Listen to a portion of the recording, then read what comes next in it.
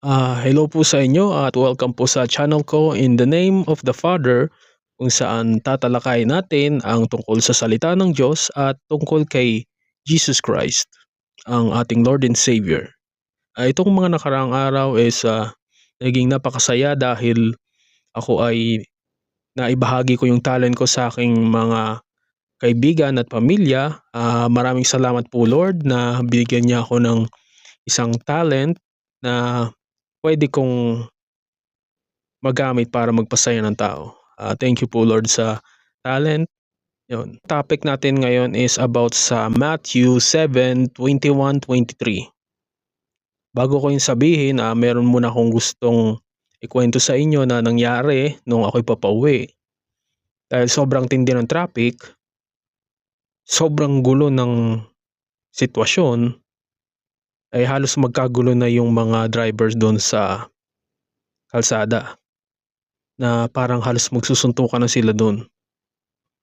Kaya ramdam na ramdam ko yung galit ng tao, lalo na dahil sa matinding pagtaas ng presyo ng gasolina, sa diesel, umiinit na ang ulo ng mga driver.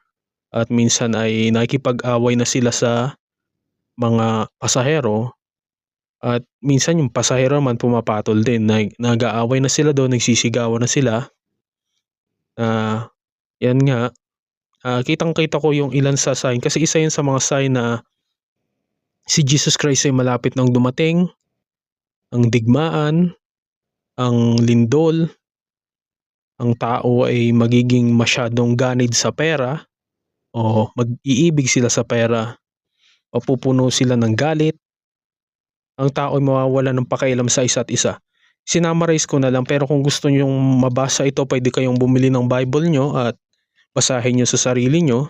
Well, so yun nga, na halos magkakagulo na sila. At pagdadaan sa simbahan, makikita mo naman na nagagaganto sila. Ibig sabihin, sila, kumbaga nagdadasal din talaga. Pero katatapos lang nilang magmurahan, katatapos lang nilang magsigawan, at sana naman isiningi nila ng tawad yon na sila ay halos magsuntukan na doon. Siguro yung pagdaan nila sa simbahan tas na ganun sila, ibig sabihin nun ay inihingi nila ng tawad yung kanilang ginawa. Sana naman, kasi yun ang dahilan kasi kaya ako na pumasok sa isip ko tong verse na to, kasi merong ibang tao nagdadasal pero patuloy pa rin gumagawa ng kasalanan na walang pagsisisi. Kasi merong tinatawag na 7 deadly sins. Lahat ng 7 deadly sins na yon, yung mga kasalanang mortal, lahat yon kayang patawarin ni God. Ang hindi lang kayang patawarin ni God is yung paglaban o paglapastangan sa banal na spirito o yung Holy Spirit.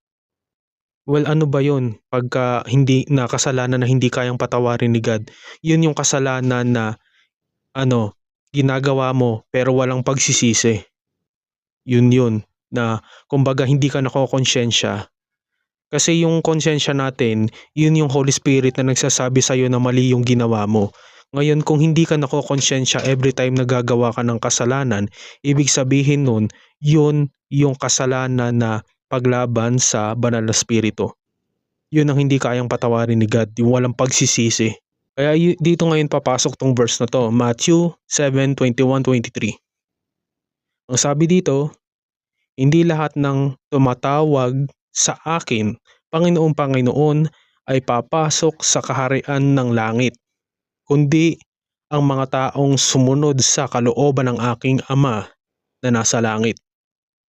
Sa araw ng paghukom, marami ang magsasabi sa aking, Panginoon, hindi po ba't sa inyong pangalan ay nangaral kami, nagpalayas ng mga demonyo, at gumawa ng mga himala? Ngunit sasabihin ko sa kanila, hindi ko kayo kilala. Lumayo kayo sa akin, kayong mga gumagawa ng kasamaan. Panayang dasal, pero gumagawa ng kasamaan. Kasi yung kasing kasamaan, yan ang tingin ni God sa ating kasalanan. Okay? Hindi hindi niya tinitingnan 'yan bilang kasalanan, gano'n. Kasalanan lang naman 'yan, eh. Ang tingin diyan ni God is kasamaan. Sana patawarin niyo kami sa aming mga nagagawang kasalanan sa araw-araw, lalo na yung mga friends ko na gumagawa ng mga kasalanan pero hindi nila pinagsisisihan. Patawarin niyo sila, hindi nila alam ang kanilang ginagawa. At sana balang araw ay matagpuan din nila ang totoong mensahe niyo, ang totoong salita ng Diyos. Kasi marami ngayong tao ay akala nila akala nila is sila ay may pananampalataya, pero ang totoo wala. Malalaman mo 'yun kung papaano sila magsalita, kung papaano sila makitungo sa tao, kung papaano nila tratuhin ang isa't isa.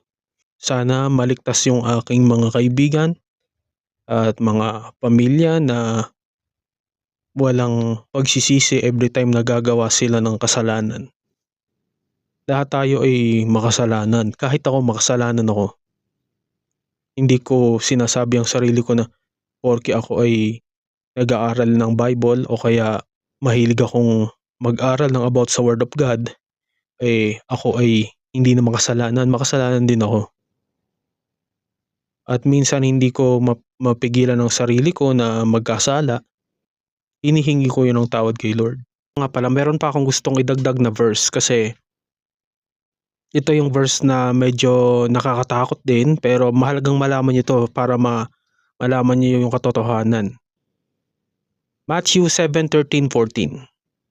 Pumasok kayo sa makipot na pintuan, sapagkat maluwag ang pintuan at malapad ang daan papunta sa kapahamakan. At ito ang dinadaanan ng marami. Ngunit makipot ang pintuan at makitid ang daan papunta sa buhay, at kakaunti ang nagdadaan doon. So sa verse na to, malinaw na sinasabi dito na ang karamihan ng tao is pupunta sa impyerno. Kaya napaka-importante na kilalanin natin si God, magkaroon tayo ng personal relationship sa Kanya kasi tayo ay haharap kay God mag-isa. Wala tayong kasamang magulang, wala tayong kasamang kaibigan, wala tayong kasamang boyfriend o girlfriend, mag-isa. Kaya kailangan personal relationship kay God. Hindi yung kakailanganin pa. Hindi tayo dapat na basta magbasa ng Bible, kailangan natin ng kasama na magaling sa Bible para ituro sa atin. Hindi. Kasi kung ikaw mismo sa sarili mo meron kang interest na malaman yung katotohanan, kailangan ikaw mismo sa sarili mo kumilos. Kasi karamihan ng tao akala nila kilala nila si God na sinasabi ko sa inyo dahil na tayo nasa end days na, pinakamabuti na kilalanin natin si Jesus, si God. Tayo mag-aral ng Bible, magbasa tayo ng Bible. Hindi natin kailangan meron pa akong tutor para lang magbasa ng Bible. Hindi, ikaw mismo sa sarili mo. Kung gusto mong makilala si God, ikaw mismo sa sarili mo kahit mag-isa ka lang, bilang personal relationship mo kay God, tungkulin mo na kilalanin si Jesus. Kasi doon sa mga hindi naniniwala kay God na si Jesus Christ ay God, ang sabi nga sa Bible, di ba, I am the way, the truth, and the life. No one comes through the Father except through me. Jesus Christ lang. Ngayon sasabihin nila, bakit daw si Jesus Christ? Yun naman ay anak lang. Hindi naman daw siya si God. Ang God daw is yung Father. Okay, kung babasahin nyo yung John 10 verse 30, ang sabi doon ni Jesus Christ, I and the Father are one. Yes, inaamin ni Jesus Christ na siya si God. At mababasa rin natin sa John 8 verse 58. Sabi doon, before Abraham was born, I am. Nang narinig yun ng mga Hudyo, yung mga tao, kumuha ng bato at babatuhin si Jesus. Kasi nung panahon kasi ni Jesus Christ, hindi si God tinatawag na God. Ang tawag kay God noon is Yahweh. So ang translation noon sa English is I am. So nung sinabi ni Jesus Christ, before Abraham was born, I am, kine-claim niya na siya si God. Okay? Dun sa mga nagsasabi. Kasi napaka-importante na ito. Si Jesus Christ lang talaga yung way. Okay? Kasi lalo na kung magbabasa kayo ng verse tungkol kay Job, yung libro ni Job sa Bible, pag nabasa niyo 'yon, sasabihin doon na walang sino man sa atin ang may karapatang tumayo sa harapan ng Diyos para makipagtalo sa kanya. Tapos kung pupunta tayo sa New Testament, ang sabi doon, lahat tayo isuhusgahan ni Jesus Christ sa New Testament pag nagbalik siya. Kasi malapit na siyang bumalik eh. Sa ayaw niyo sa gusto yun ang mangyayari. Ngayon, kung si Jesus Christ ay hindi God at ordinaryong tao lang siya, sino siya para husgahan tayo at tumayo sa harapan ni God at sasabihin niyang, Lord, God, papasukin niyo tong taong to kasi nakinig to sa akin, papuntahin niyo to dyan sa heaven. Okay? Imposible yan kung siya'y tao lang. Dito ko natatapusin tong video na to. At sa mga gustong mag-subscribe, pwede po kayong mag-subscribe. Meron po ako ditong ibang mga videos na makakatulong sa inyo para makilala niyo si Jesus Christ. Thank you and God bless.